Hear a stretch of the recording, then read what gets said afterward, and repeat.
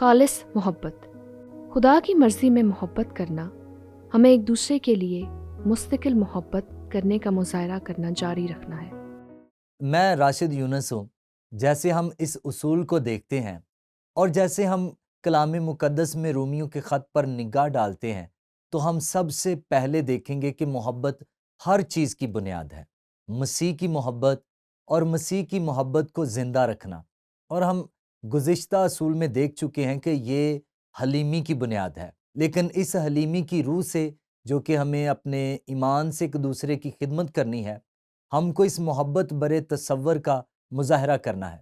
اب حلیمی کی روح سے ایک دوسرے کی خدمت کرنا محبت ہے، لیکن پولوس چاہتا ہے کہ ہم اس محبت کو زیادہ سے زیادہ سمجھیں کہ کیسے یہ خدا کی مرضی کے کاموں کو واضح کرنے میں مدد کرتا ہے۔ دراصل پولوس ہمیں خدا کی پاک اور کامل مرضی کے بارے میں ایک اور بیان دیتا ہے، اور یہ ہے، ہم پڑھتے ہیں اور میں اس کو واضح محبت کہوں گا۔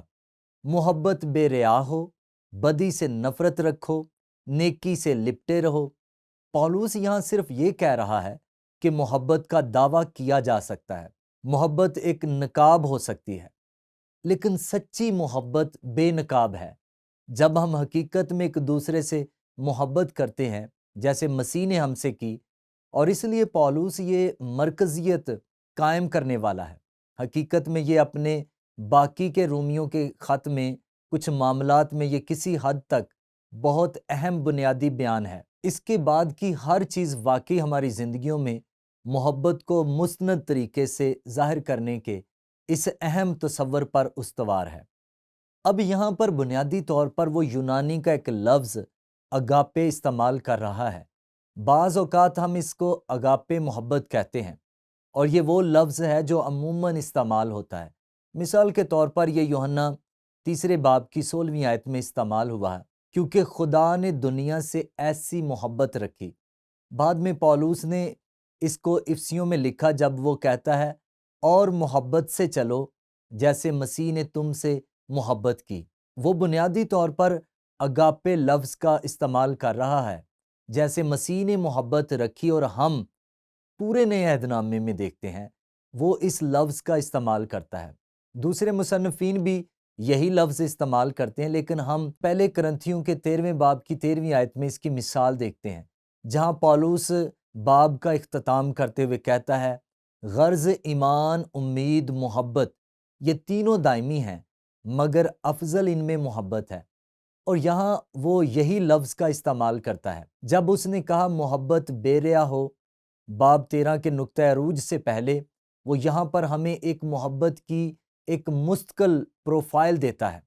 کیسے آپ محبت کی تعریف کرتے ہیں؟ خیر، پولوس اس کو بیان کرتا ہے، وہ کہتا ہے محبت صابر ہے اور مہربان، محبت حسد نہیں کرتی، محبت شیخی نہیں مارتی اور پھولتی نہیں، نازیبا کام نہیں کرتی، اپنی بہتری نہیں چاہتی، جھنجھلاتی نہیں، بدگمانی نہیں کرتی۔ یہ سب کرنا بہت مشکل ہے، کیا یہ نہیں؟ یہ مستقل محبت ہے۔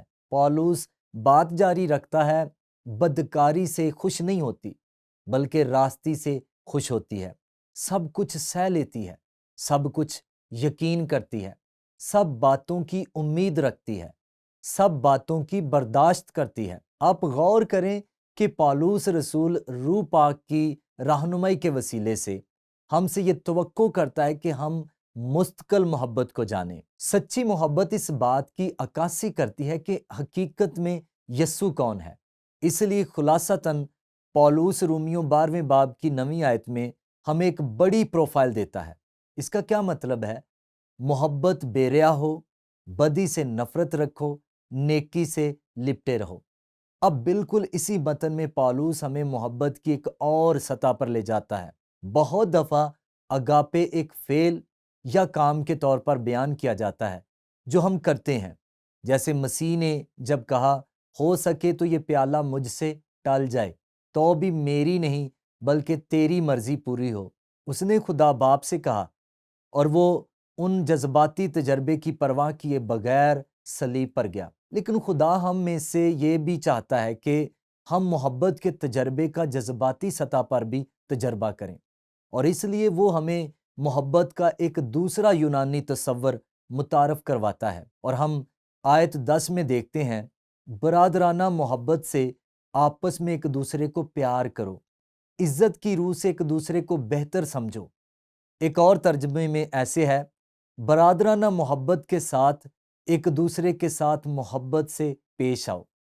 اور برادرانہ محبت کے لیے جو لفظ استعمال ہوا ہے وہ ایک دوسرے ترجمے میں یونانی لفظ فیلدلفیا استعمال ہوا ہے، اور جب وہ فیلدلفیا کے لفظ کا استعمال کرتے ہیں، یہ یونانی لفظ فلیا سے مل کر بنا ہے، جو کہ فیلدلفیا کا پہلا حصہ ہے۔ دراصل محبت کے لیے ایک اور لفظ استعمال ہوا ہے جس کو فیلیو کہتے ہیں۔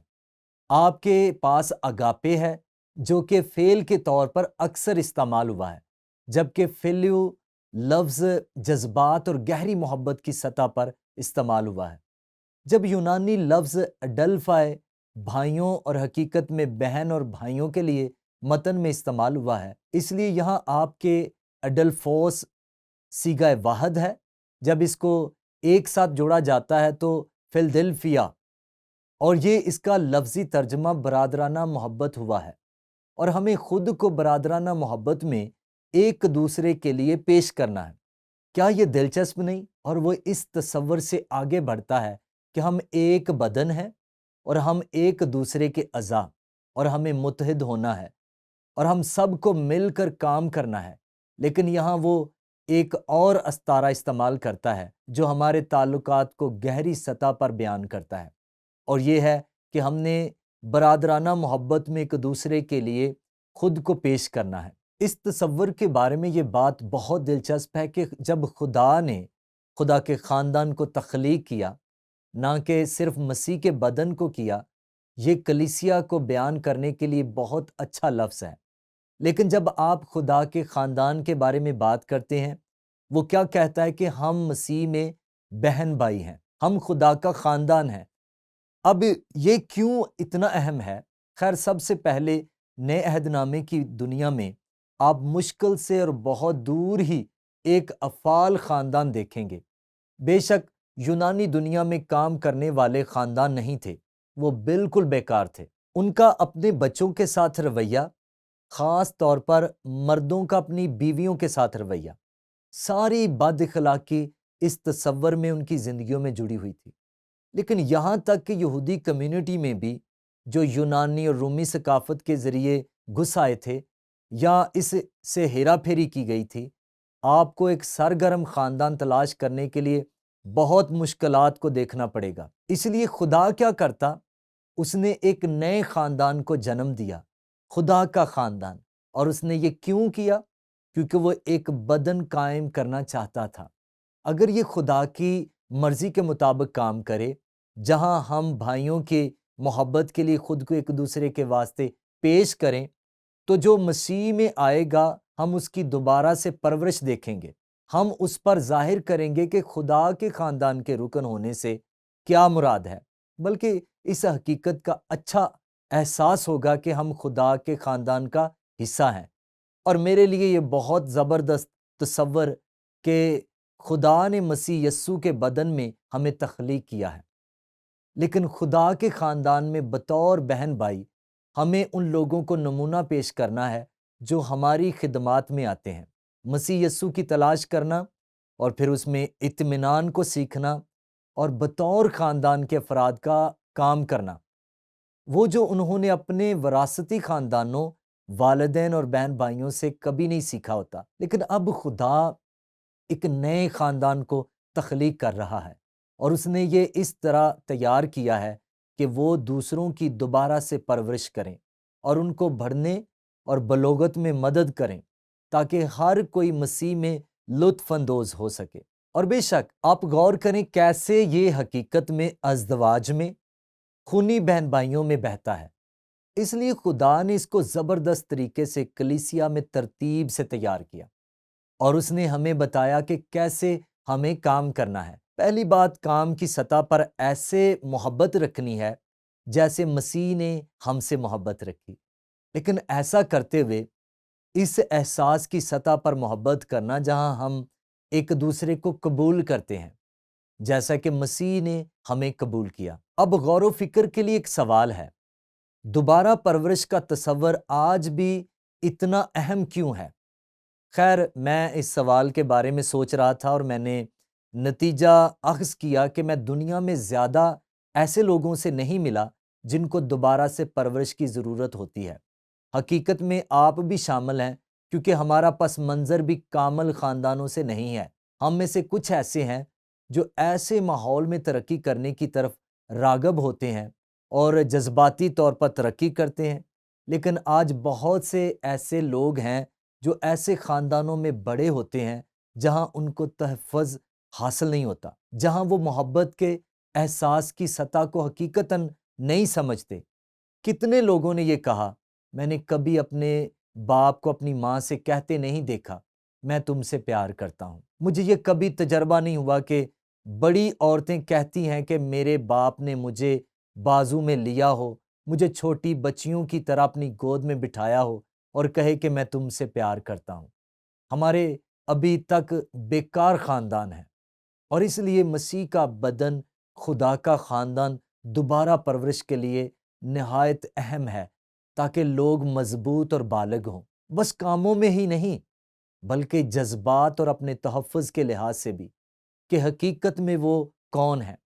حال ہی میں مجھے ایک فرد کے بارے میں بتایا گیا، ایک عورت، ایک بوڑھی عورت جو واقعی میں بہت بہت پرجوش یا بہت پرسکون ہونے کی شہرت رکھتی تھی، یا یہاں تک کہ اسے مغرور یا متکبر ہونے کے طور پر بیان کیا جاتا ہے، اور مجھے اس سے ملنے کا موقع ملا اور میرا ایسا پس منظر تھا اور میں نے اس کو محسوس کیا، لیکن میں نے خود سے اور اپنی بیوی سے کہا کہ ہم اس تک رسائی کریں گے۔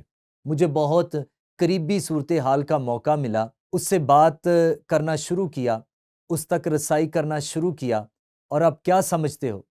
وہ اپنے آپ سے باہر آنا شروع ہوئی، اس نے تعلق جوڑنا شروع کیا، اس نے ہنسنا شروع کیا، حتیٰ کہ شام کے بعد وہ بات چیت کرنے کے لیے اپنے راستے سے ہٹ گئی۔ اس عورت کا مسئلہ کیا تھا؟ یہ تکبر نہیں تھا، یہ عدم تحفظ تھا، اور اس کی مکمل طور پر غلط تشریح کی گئی کہ وہ واقعی کون تھی اور اسے واقعی کیا ضرورت تھی۔ آپ دیکھیں کہ اسے دوبارہ سے دیکھ بھال کی ضرورت تھی، اور اس تعلق سے اور ہمارے پاس بطور ایماندار دوسرے بڑے بالغ کے لیے دوبارہ دیکھ بھال کا بہت کم موقع ہوتا ہے۔ یہ آغاز تھا، لیکن غور کریں کیسے جلد ہی اس نے رد عمل کرنا شروع کیا جب اس نے ہماری موجودگی میں خود کو محفوظ سمجھا۔ اور اس لیے خدا نے ہمیں بہت زبردست خدا کے خاندان کی ترتیب دی ہے۔ اہم بات یہ ہے کہ ہم ایسے کام کرتے ہیں جیسے خدا چاہتا ہے کہ ہم کام کریں۔ اس لیے یہاں پر اصول ہے، میں اسے مخلص محبت کہتا ہوں۔ خدا کی مرضی میں محبت کرنا، ہمیں ایک دوسرے کے لیے مستقل محبت کرنے کا مظاہرہ کرنا جاری رکھنا چاہیے۔